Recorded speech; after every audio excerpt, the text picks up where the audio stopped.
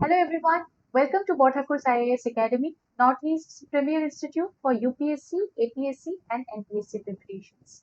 I'm your friend Atri and today I'm here with another segment of Current Affairs 365 dated 26th of October 2021. Don't forget to like and share this video and subscribe to our YouTube channel.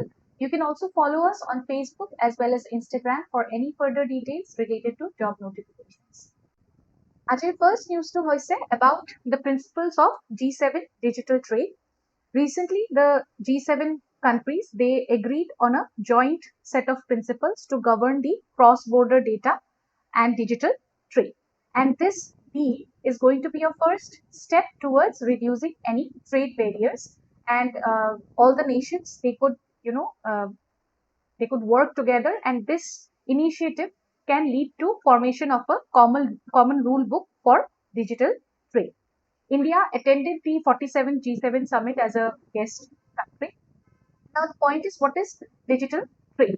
Digital trade is defined as a trade in goods and services which is either digitally delivered or enabled, and these can be like professional services. These services can be professional services as well as distribution of films and television series across the member nations. And there are certain principles which has been decided, which has been finalized by the G7 nations. It includes open digital market, digital and telecommunications market. They should be competitive, fair and transparent. And along with that, it should be accessible to the international trade and investment.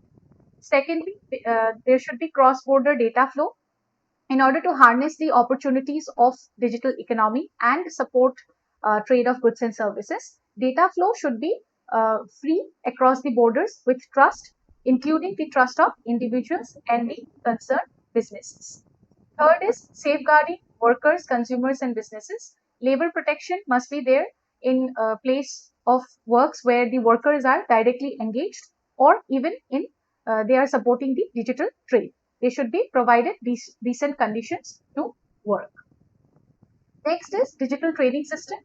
In order to enable more businesses to the trade, governments and industry which are concerned, they should drive forward the digitization of any trade related documents. And lastly, fair and inclusive global governance. Common rules for digital trade should be agreed upon, and this should be upheld at the World Trade Organization. These rules, they will be beneficial for not just the workers and consumers, but also for the businesses of the developing countries, and this will be also helpful to the developed economies while safeguarding each country's right to regulate the public policy objectives. Then there are some challenges which are associated, and that is concerning the G7 nations. First is data localization. They have raised concerns about the situation where data localization requirements are being used for discriminatory purposes. And data localization ki hoy etu hoise the practice of storing data on any device that is physically present within the borders of the country. ठीक है? So this is one challenge, and data localization or advantage ase, disadvantage ase. First advantage to hoise, it secures the citizens' data and provides data privacy and sovereignty from foreign surveillance. Aru disadvantage hoise, maintaining multiple local data centers, it can lead to significant investments in infrastructure. Aru overall, it can be like a costly affair for the global companies. India recently, যদি আমি Indian scenario to চাওঁ তেতিয়াহ'লে Reserve Bank of India, they have 3 foreign card payment network firms from taking new customers on board over the issues of storing data in our country. And India is also contemplating an umbrella legislation on data protection through the Personal Data Protection Bill of 2019. We need to have good regulatory frameworks for cyber security. These are essential to address any issue related to privacy and cyber security.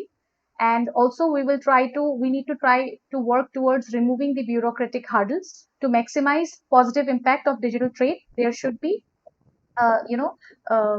a proper balance between the bureaucratic. The next news is about the Public Safety Act of Jammu and Kashmir.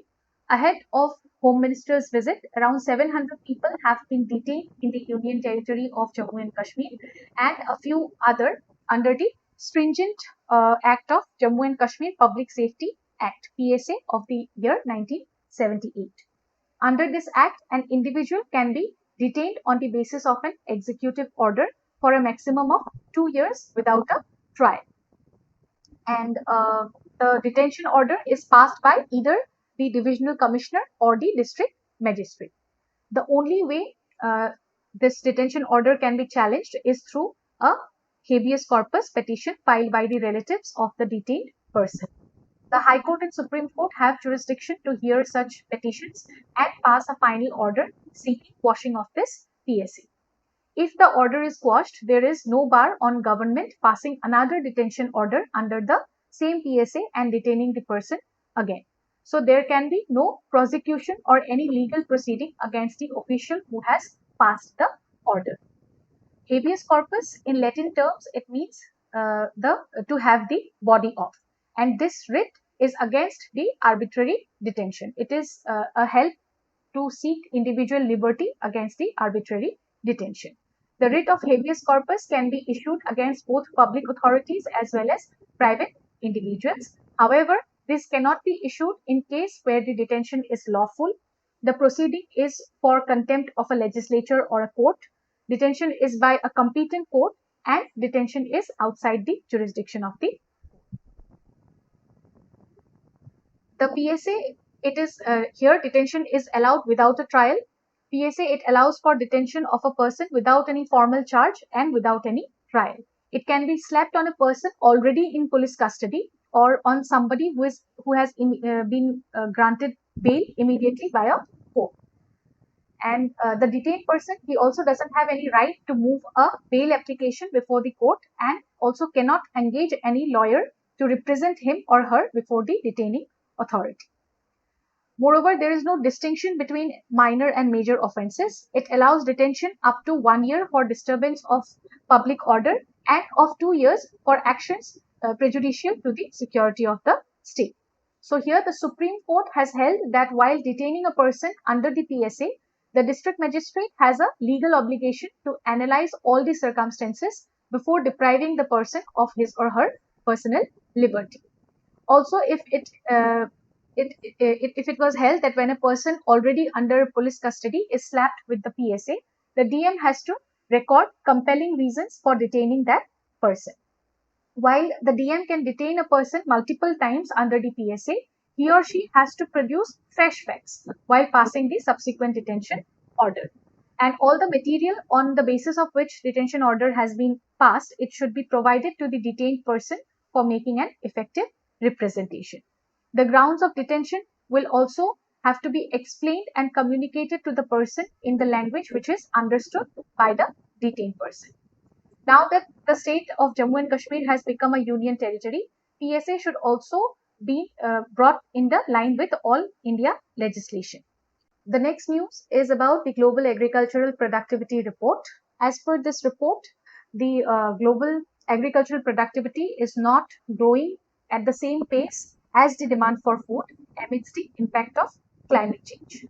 This report was released in conjunction with the World Food Prize Foundation's annual conference. With the key findings of this report, it has highlighted the total factor productivity. It is growing at an annual rate of 1.36%, and this growth of 1.36% is below the Global Agricultural Productivity Index, which was set at an annual target of 1.73% of growth in order to sustainably meet the needs of consumers for food and bioenergy by the year 2050. Now, there is a difference between this total factor productivity and the annual yield. Okay? Yield is the measurement of output per unit of a single input.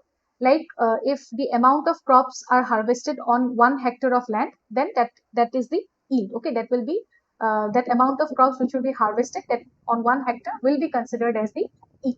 Yields, they can be increased through productivity growth, but they can also be increased by applying more inputs, which are known as input intensification. So yield, they can or cannot, they may or may not represent the improvements in case of sustainability.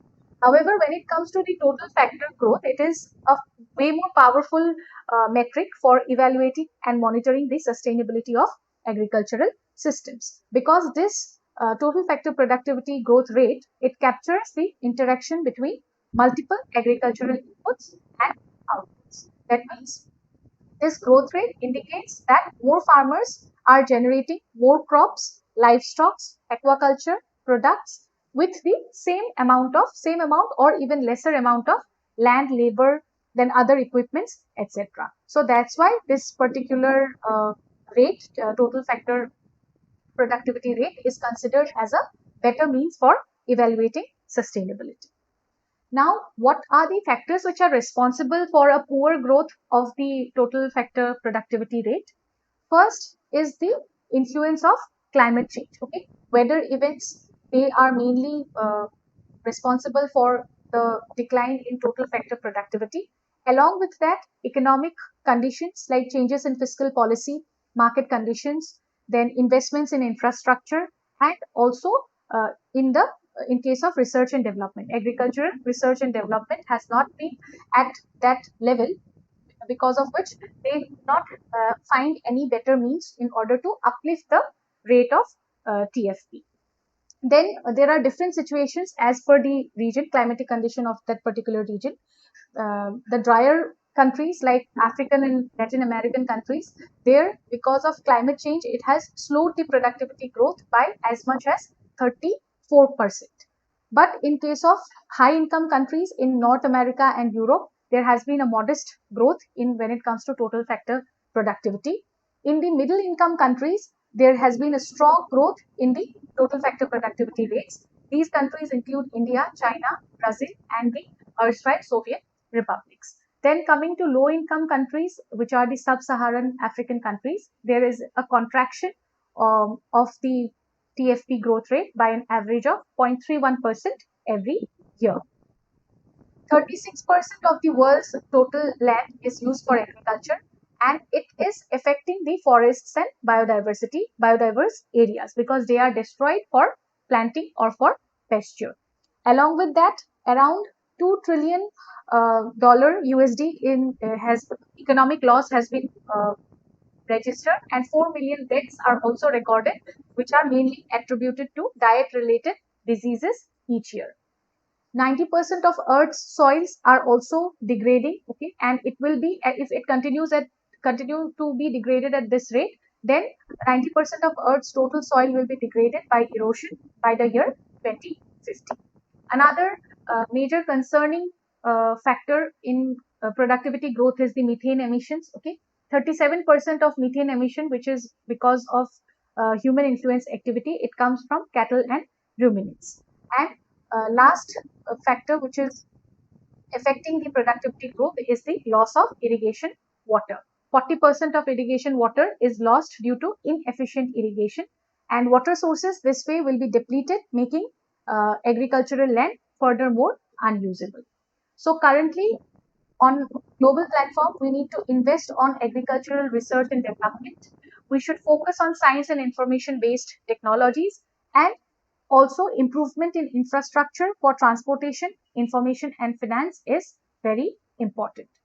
Along with that, there should be a reduction in the post-harvest loss and food wastage. India has been seen as a strong country when it comes to TFP growth and output growth for this century.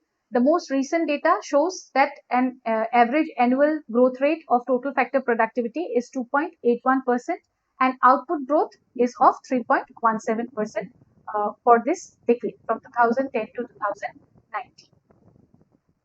The initiatives which our country is taking includes the National Mission for Sustainable Agriculture. Okay, it is emphasized as one of the 8 missions which are outlined under the National Action Plan on Climate Change. It aims at promoting sustainable agriculture through climate change adaptation measures. Then we also have the Pradhan Mantri Krishi Sinchai Yojana. It was launched in 2015-16 with the motto of Har Khet Ko Pani. So the main aim was providing solutions in case of irrigation supply chain through water sources, distribution network and farm level applications. The next news is about Ayushman Bharat Health Infrastructure Mission, which was launched recently by the Prime Minister. It is one of the largest pan-India schemes for strengthening healthcare infrastructure across the country, and this is in addition to the National Health Mission.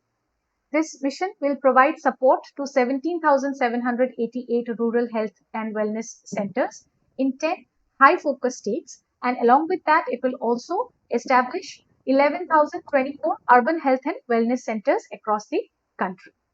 Through this, critical care services will be available in all the districts of the country with more than 5 lakh population, and the remaining districts will be covered through referral services. The main objective of this mission is to ensure public health infrastructure in both urban and rural areas so that they can respond to public health emergencies or any disease outbreaks. Then it will also try to establish an IT-enabled disease surveillance system through a network of surveillance laboratories at block, district, regional and national levels.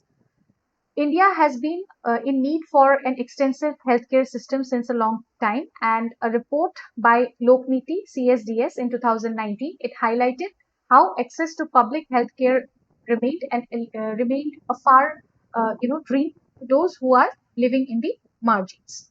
And schemes like Swachh Bharat Mission, Jal Jeevan Mission, Ujjwala Scheme, Poshan Abhiyan, Mission Indradhanush, they have saved more than 2 crores people from diseases. And along with that, poor people, they got free treatment under Ayushman Bharat Yojana, and many health-related issues were also solved through the Ayushman Bharat Digital Mission.